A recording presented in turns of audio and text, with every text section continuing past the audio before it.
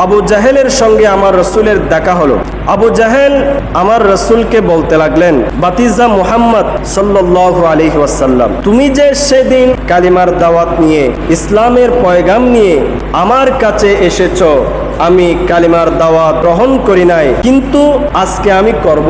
কিন্তু একটা শর্ত রয়েছে, আপনি যদি বলে দিতে পারেন আমার হাতের মধ্যে কি রয়েছে, তাহলে আমি কালিমার দাওয়াত গ্রহণ করব।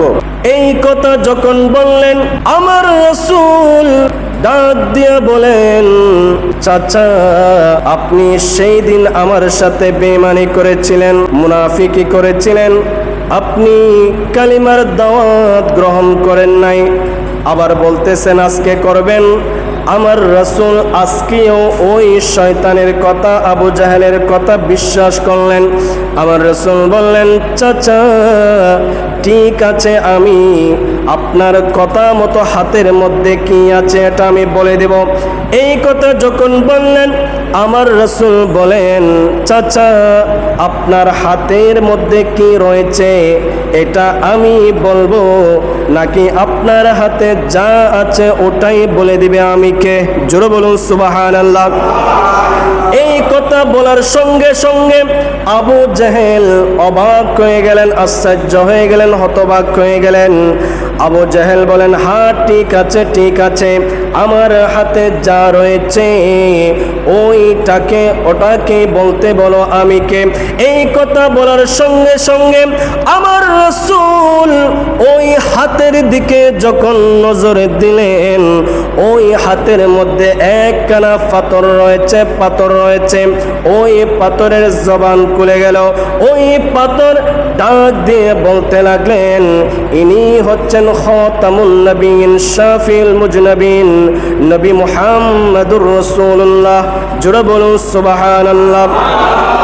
একদিন কাওয়া আবু জাহেল নি কাহা, একদিন কাওয়া अबू जहल ने कहा, या रसूल अल्लाह मेरे हाथ में अंदर कहा, या रसूल अल्लाह के हाथ में अंदर कहा, सुनते हैं कुकुरिया रसूलुल्लाह बोल उठा, सुनते हैं कुकुरिया रसूलुल्लाह बोल उठा, नूर नला नूर, नूर नला नूर है, जात आला पाक है। सबाई बोलें जात आला पाक है, सल्ले आला मुहम्मद, जात आला सल्ले आला,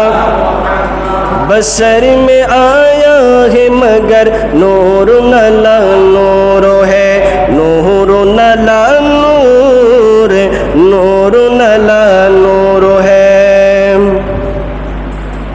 কত বড় শয়তান মুনাফিক আবু জাহেল। আমার রাসূল দ্বিতীয়বারের মতো তার কথা বিশ্বাস করে আমার রাসূল যখন এই মুজিজা প্রকাশ করলেন, ওই শয়তান বলতে লাগলো, আমি আমার জীবনে অনেক বড় বড় জাদুঘর দেখেছি, কিন্তু আমার বাতিজা মুহাম্মদের মতো এত বড় জাদুঘর আর দেখি নাই। জোরে বলুন নাউজুবিল্লাহ। আর চিৎকার মেরে বলি নাউজুবিল্লাহ। এই কথা যখন বললেন, ওই শয়তান মুনাফিক আবু জাহেল, কত বড় শয়তান, কত বড় মুনাফিক, সেদিন চন্দ্র দ্বিখণ্ডিত করেছিলেন, কালিমার দাওয়াত গ্রহণ করেন নাই, আবার হাতের মধ্যে কি রয়েছে সেই মুজিজাও প্রকাশ করলেন, তারপরেও কালিমার দাওয়াত গ্রহণ করেন নাই। আরও যখন আমার রাসূলকে যখন জাদুঘর বলে অপবাদ দিল, আমার রাসূলের অন্তরে ব্যথা পেল, কষ্ট পেল, আঘাত পেল। আমার রাসূল এমনভাবে কষ্ট পেলেন, এমনভাবে আঘাত পেলেন, আমার রাসূলের চক্ষু দিয়ে টলমল টলমল পানি টলমল করতে লাগলো।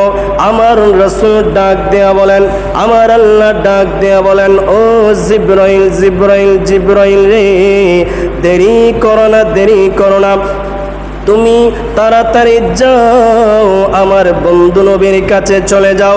জিবরাইল আমার বন্ধুর মনে এত বেশি আঘাত পেয়েছে, এত বেশি কষ্ট পেয়েছে, আমার রাসূলের এক ফোঁটা পানি যদি জমিনে, দুনিয়ার জমিনে পড়ে, তাহলে আমি এই জমিন তছনছ করে দেব। জিবরাইল তুমি দেরি করো না, একখানা আয়াত নিয়ে আমার রাসূলুল্লাহর দরবারে চলে যাও। জোরে বলুন সুবহানাল্লাহ। জিবরাইল তিনি আর দেরি করলেন না, দেরি করলেন না, সঙ্গে সঙ্গে একখানা আয়াতে কারিমা নিয়ে আমার রাসূলুল্লাহর দরবারে হাজির হয়ে গেলেন। জোরে বলুন সুবহানাল্লাহ। জিবরাইল আমার রাসূলকে সালাম দিচ্ছেন, আসসালাতু ওয়াসসালামু আলাইকা ইয়া রাসূলুল্লাহ, আসসালাতু ওয়াসসালামু আলাইকা নবিয়াল্লাহ। ওগো আল্লাহর নবী, ওই শয়তান মুনাফিক আবু জাহেল কালিমার দাওয়াত গ্রহণ করেন নাই, ইসলামের পতাকা তলে আসে নাই, এতে চিন্তার কোনো কারণ নেই, দুঃখের কোনো কারণ নেই, টেনশনের কোনো কারণ নেই, পেরেশানির কোনো কারণ নেই। আমার আল্লাহ এক আয়াতে মুবারক নিয়ে আমাকে পাঠিয়েছেন আপনার কাছে। আমার আল্লাহ বলেন, খতমাল্লাহ, আমি আল্লাহ মোহর মেরে দিয়েছি, শিল মেরে দিয়েছি, আলা কুলুবিহিম তাদের অন্তঃকরণের মধ্যে, ওয়া আলা সামিহিম তাদের কানের মধ্যে, ওয়া আলা আবসারিহিম গিশাওয়াতুন তাদের দৃষ্টিশক্তির মধ্যে, ওয়া লাহুম আযাবুন আযীম।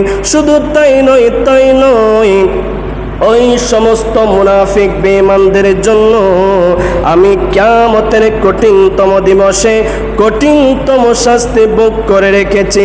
জোরে বলুন সুবহানাল্লাহ। সালাতুন ইয়া রাসূল।